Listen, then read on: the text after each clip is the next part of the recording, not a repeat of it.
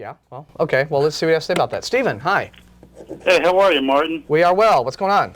Well, listen, I just heard you make comments there, and I just wanted to say that, you're calling these different individuals fools, and, men can act real foolish sometimes. I make no sense of that, but the book that I live by says, a fool says in his heart there is no God. Yeah, well, I just want to challenge both of you just to really search that out in your own lives, because well, we've whether heard you the believe quote. it or not, it is the truth. Okay, well, then what you need to do is present the evidence for your God, and if the evidence is compelling, we'll believe you, okay? Yeah. Now, in terms of us, I think that we are perfectly valid. When someone calls our show and spouts a bunch of obscenities because they haven't got the brains to do anything else, I don't see that there's anything invalid about calling that person a fool. So I make no apology for that. Now, if you think we're foolish for not believing in your God, okay, fine. Just present us with the evidence. Well, I mean, I'm not calling you a fool myself. Yeah, you're hiding behind the Bible quote. The creator of the universe says. You're supporting a book that says we're fools. Yeah. And again, until there is evidence that God exists, then it's just a book. Yeah. Just like, Alice in Wonderland is a book. You guys are students of history. So you'll find that history validates the book of the Bible. It doesn't refute it. In what way? It validates it. Okay, how? Well, historical evidence. I mean, there's lots of historical evidence to prove that what happened in the Bible is actually true. Like? There's the ark. I mean, there's the ark that Noah built, and it's actually been found on Mount Ararat. Actually, well, no, it hasn't. You're laughing, but you're actually, hang on. What's that? Stephen, the Ark has been found on Mount Ararat in like 17 different places. Okay, more like 100. The Ark has been found by people who claim to have bits of wood that they then don't allow scientific labs to examine. The Ark has been hoaxed by people who get bits of wood and soak them in teriyaki sauce and say, "I found this on Mount Ararat." Come on, you guys. The Ark has. You're predisposed to be skeptics. So well, why shouldn't we be? Believe that it isn't true. Why shouldn't we be? I mean, should we just blindly swallow this guy who soaked his, his backyard fence in teriyaki sauce? Yeah. Well, no. I mean, why shouldn't all of that is besides the point. It's not beside the point. You made a claim. God is calling each of us. You made a claim. To make a decision for him, and he's even calling both of you. He loves you guys. Yeah, prove he exists. Yeah, I mean, it's great that you're telling me that this guy loves me. Fine, prove he exists, and his love will mean something. Okay. But until then, trying to call up, first, okay, let's say you found a bunch of wood on Mount Ararat. Okay, first off, and let's say it even looks like a boat. Now, how do you know that's Noah's Ark? What do you expect to find? A registration papers in the glove box? This Ark belongs to Noah?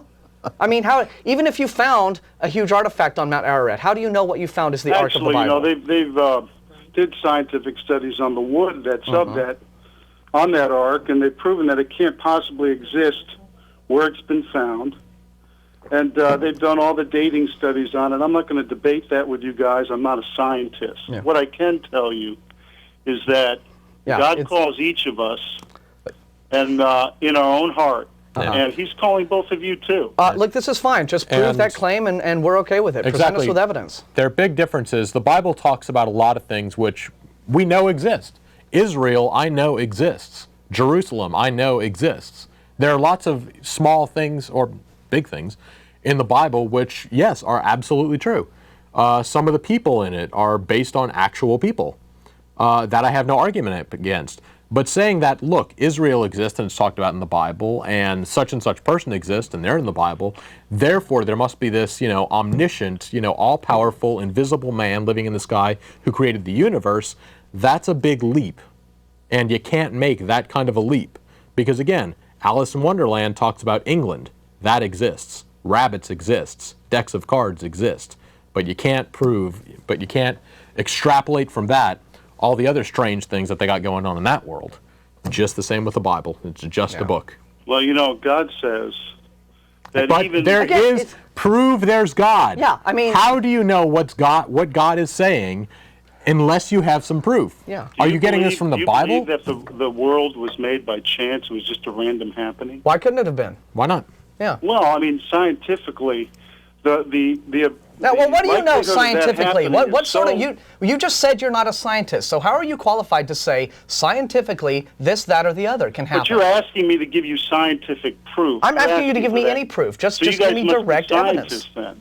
Just Are you give guys me any sort of scientists? direct evidence for the claims. This is what we're trying to say. Look, you can tell us all the time that God wants us to do this. God loves us. God, and there are thousands of religions all around the world who have their holy books and their divine beings that they worship, and they think that it is all a good idea if we choose their holy book and their divine being. And all we are here are we are the guys who are saying, yes, we're skeptical. We want to see good hard evidence. We're not inclined to take things on faith. So when do you believe in evolution then? No, I don't believe in evolution. Evolution is a scientific principle. Science doesn't require Evolution takes more belief. faith to believe in evolution than it does to believe That's in God. because you're uneducated in the subject and you don't know any better. No, that's Evolution not has true. 150 you know what? years Wait a of minute now. rock You solid just evidence. slammed the guest. I haven't slammed you guys. No, But you just. I stated a fact. derogatory. I stated a fact. You made a statement that was an ignorant statement. You said evolution takes more faith to believe in than does. God. There's Okay. no scientific and the reason proof you for said, evolution. and you're also saying there's no scientific evidence for evolution. The reason you're saying those things is because you are uneducated in the subject of evolution. If you were educated in the subject of evolution, you would know those statements are false. So when I tell you that you're uneducated in the subject of evolution, I'm not slamming you. So I am are you stating a educated fact. in the subject of evolution? I am stating a fact. I'm a Are lot you more educated in it than the you are. subject of evolution? I'm a lot more than you are, it would appear to be. Okay. Well, tell me what your scientific criteria is and your background in evolution science. Do you have a degree in evolution science? Then? I don't know. Okay, so what, are you just calling me an idiot on TV because it's your show? I'm calling you an idiot on TV because you made a statement that was No, factually it does. untrue. It takes look, there's no scientific made it- Okay. evidence for Okay, evolution. And you're Here's- wrong. You did not call me Yeah. an idiot. And you're Here's wrong, and how I it didn't works. call you an idiot. And I never called you an idiot. I said you were uneducated in the subject of evolution. And I didn't call you an idiot, so don't put words in my mouth. You make statements that are factually incorrect. I'm going to call you on those statements. Yeah. Okay? Well, let me just say this with you, and I know that probably other people, but God All you got to do is pick up a book. the God you know. that you don't believe says, "A fool says in his heart there is no God." Big deal. It's a And I book. just challenge you guys to open up your hearts to the truth. It's a I don't want to Who see cares? you guys end your lives not knowing. That is an the emotional Savior of the appeal, universe. okay? Yeah. It's a logical fallacy, it's an emotional appeal. Give me the evidence, okay? Give me the evidence for this invisible man, okay, that you say there is so much more of than, this massive fossil record, this massive, all of these DNA studies, okay? 150 years of biology, tens of thousands of, millions of years of a fossil record, of paleontology, archaeology, okay, that back up what we understand about how biodiversity works, about how genetic drift happens, about how gene frequencies and populations change a population over time. We have evidence for all these things, quite a lot of it. Just give me one shred of evidence that is as good as any of that evidence for your invisible friend, and I will care whether or not your invisible friend calls me a fool. Well, I'll tell you what I'll do. There's a scientist named Dr. Carl Baugh. Carl Baugh. Oh, man. Okay, I'm sorry. Keep going. I'm sorry. You I'm not trying to be rude. don't respect Carl Baugh, but I'll send you literature that he's written Yes. about and the Is this peer-reviewed? infallibility of creation. Is this peer-reviewed literature? Did this appear in a peer-reviewed journal? I have no idea what a peer-reviewed journal is. Okay. A peer review, okay, is how science works. Are you talking about whether other scientists have reviewed it and agreed with it? Yes, Yeah. that's how peer review works. That is how scientific theories are determined to be accurate. Whether or not other people in that field of science can take an experiment that one man has said, I've conducted this experiment and I get these results. Now, if other scientists are able to conduct the same experiments and get the same results, that is able to validate the theory. On the other hand, if other scientists do the same experiment and they don't get the same results, then the theory is called into question and then more study needs to be done. So I want to know if Carl Baugh has submitted any of his literature for peer review, with his mail order PhD. Number one, you're laughing at Carl Baugh's name. Yeah, because he's a fraud. He's got a mail order You don't respect PhD. him, do you? No, I don't respect him. no, when I actually see him on TV talking about the reality, the very possible reality of the Flintstones cartoons, a little bit of respect goes down a notch or two on that one. Yeah. Well, I haven't heard that, sir. And Yeah, he was interviewed on Daily Show where he was in his museum he shows Flintstones cartoons with Barney having dinosaur pets, and he says this is very plausible. He actually said this on this interview. Yeah. He thinks that human beings and dinosaurs coexisted. This is Exactly. false. It's just wrong. I mean, the man's ideas are loopy. He's a crackpot. Okay, so I mean, I'm sorry. I mean, it's just. his ideas aren't valid, so he isn't really worthy of being taken seriously or respected in that regard. Now, if you want to bring up a guy like William Dembski, okay, now here's a man who does have legitimate scientific credentials. Okay, unlike Karl Baugh, his PhD is legitimate. It didn't come from a mail-order degree mill. Unlike Karl Baugh, he has published peer-reviewed papers, but it's in his field, mathematics.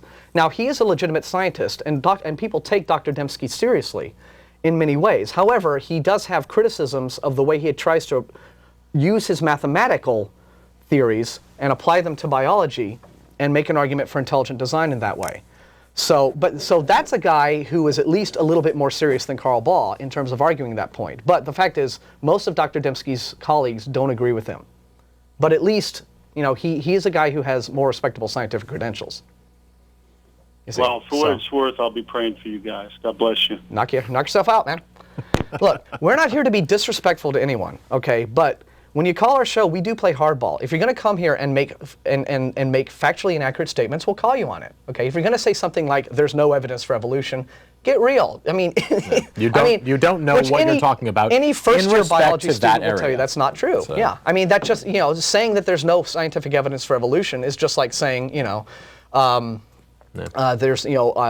no like the sky is bright green with purple polka dots. It's just a factually inaccurate statement. I mean, you can look outside, you can find out for yourself. No, that's not true. Amongst actual scientists who actually study this, and pretty much any real scientist, evolution is about as real as gravity, and the two have quite a few similarities.